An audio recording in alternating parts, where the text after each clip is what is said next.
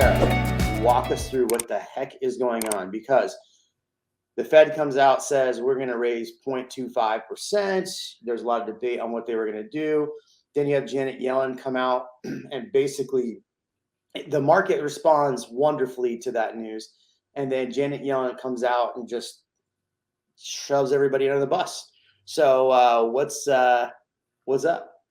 Yeah, so I mean, we've had a lot of volatility ever since it came out with SVB Bank, with Silicon Valley Bank. It's where basically what happened was they invested their money, because when you put money in a bank, they invest that money to earn money off your money. Like, they don't just have it sitting there, right? That's what banks do. So they went ahead and they bought a bunch of treasury bonds at a 2% coupon, which basically rates were super low. So they bought bonds when rates were super low. Rates have gone up.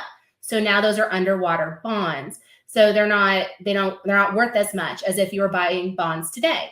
So that led into when people started taking deposits out of SVB, and they didn't have the liquidity to give people back their money. They had to start selling those bonds and selling them at a loss. And so that's just to kind of water it down, that was part of the issue and why that happened. And they put all their eggs in one basket, essentially, which you shouldn't do. You should diversify. So that was like the start of all of this that's happening. It's a domino effect. And then other banks started failing and coming out. And so Yellen came in, and if you got to hear some of her talks, they did come in and they did end up insuring all the deposits at Silicon Valley Bank. But when they asked her, like, oh, well, what's your plan with these other smaller banks and with everyone else? Like, what are you guys going to do? And she really didn't have a plan in place. It was basically like, oh, well, if I think that it deserves to be backed, and then it goes to the Fed, and then it goes to the president and everyone else, it's basically like there's no plan. If we think that they deserve to get to, I don't want to say they refuse it's a bailout, but if they think that it deserves it, then we get to choose.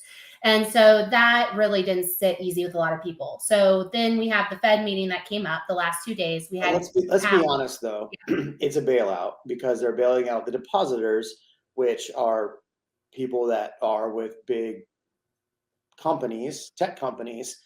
So they have to bail them out, right? Or they think they have to bail them out. They could have just let them fail, let other banks come in and buy up all the assets, which would refund and give the depositors back their funds.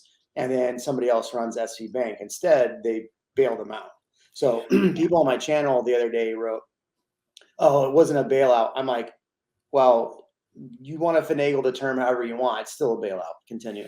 Well, and the big thing why it was such a big deal with SVB Bank, and you mentioned it, is because it's a lot of entrepreneurs, a lot of techs, a lot of startups. That's where they get use their funds, and they have payroll deposits. And that was the big thing. And that's why it wasn't just your everyday person's deposits. It was payroll deposits that are paying other people's and employees and everything else. And that was the problem. And payroll, FDIC insures up to $250,000 per person, but payroll deposits are usually going to be at least $1 million, somewhere around there. And so it was going to be a trickle effect, or domino effect, right? So that's why that was so important, and they jumped in to do that and to help them out. So it wasn't they declared it systemic risk, what the term was. But so after all this was happening, right, Jerome Powell, Fed met, they had their 2 days, and then Jerome Powell spoke, and they did decide to increase the Fed fund rate by 25 bips. And that, which is crazy because the Fed has raised too much. They've gone too far. They're just impatient. Like, it takes time. When you raise these federal fund rates, it takes time for that to affect the economy and for us to see the data. And they just can't hold their horses and just wait for that data to come out. They've done enough. And so hopefully, and this was in his speech yesterday, where it hinted that this might be the last one.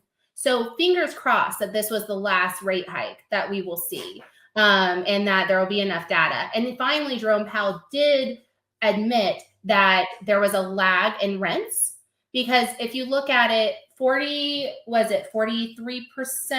don't hate me. It's like 43 or 44% of core inflation is shelter. And a lot of that is rents. And rents are 12-month leases typically, right? That's the most common. So if you look as those 12-month leases come due, rent has gone down, not up, and nationally. And so that number is going to go down, but there's a lag. And so now we're starting to see that lag. And finally, Jerome Powell admitted to that when he spoke yesterday. So that's good that they're starting to see some of these things.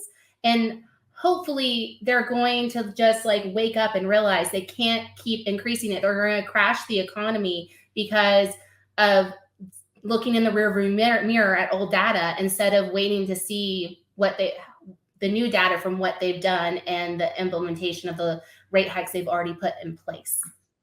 Does that make sense? Yeah. So I know Janet Yellen came out after he said that, though. Janet Yellen came out and basically, I don't know if she was the one that like basically said he should be. I know. Oh God, what's her face? One of those legislators came out and said that he needed to be fired and removed from his post.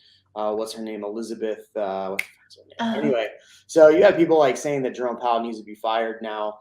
And Janet Yellen she didn't really quiet the banks and all of that afterwards. So then you saw the market kind of react. But I was just showing here. So for us, what that means right now is if you look at the 10-year Treasury bond, it's gone down. Was it like 3.5% or something like that? So now we're interest rates are around 6.4. They've stayed in that really since Monday. They peaked at 6.75 and they've come down.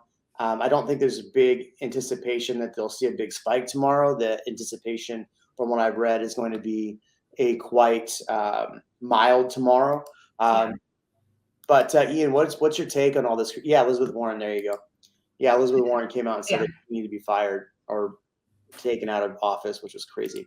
But what are your thoughts and take on this Real Amigo elect? It says whatever. I do worry about the fact that the rent is obviously a lagging indicator, and now Jerome Powell is starting to pay closer attention to that, and I wonder how that actually impacts people and actually will impact just rental rates moving forward, just overall rentals. I'm not worried as much about the interest rate. I think that I'm hoping that they'll cool off on that and that'll start to come down. But now I'm worried about people that are that have these properties, they're renting, and it's something that Aaron and I were talking about a couple days ago. I'm curious what's going to happen there. Thanks for watching this short of the Real Amigos podcast. For more live streams, hit here. For more clips, hit here. We'll catch you on the next one.